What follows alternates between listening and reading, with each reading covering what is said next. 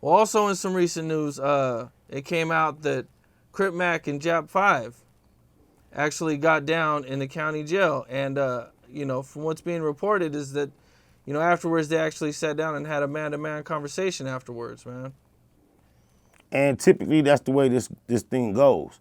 It might sound shocking and surprising because we saw the extra intense energy that C-Mac brought on the opposite side of that story. But you hear the phrase thrown around often lately that no one's bigger than the program. That includes, if not definitely applies to someone like C-Mac. So to see that he's the only person on a public platform comfortable, not only having such disrespectful face paint, but standing behind it, standing on it, supporting it, making sure he vocalizes his feelings toward his ops on every given occasion. That energy is not how it go out here on the public platform. So the fact that he was able to do it and nobody was able to really stop him was just proof that he was gonna have to learn the way it actually goes. And speaking on the behalf of the homie C-Mac, he was a fool. He was a wild. He was ignorant. He didn't give a fuck. And the process of going through this is teaching him to give a fuck. He's gonna be less ignorant at the forefront.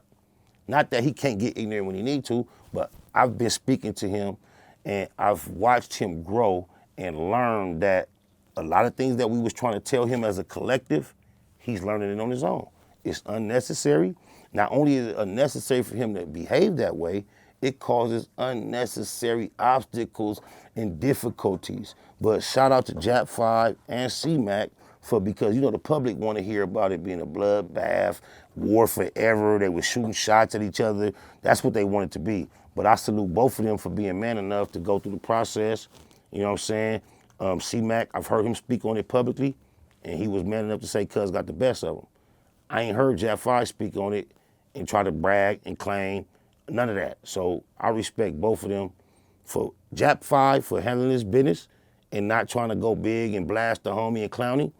And I salute C-Mac for handling his business and being honest enough to let the world know Cuz got the best of it.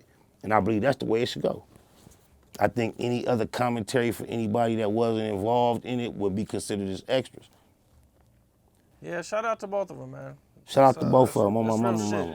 shit. For somebody that's not from neighborhood and you're not from Hoover, to try to have any say-so in what they got going on is almost like you running up on a nigga when he's being abusive or almost abusive with his woman.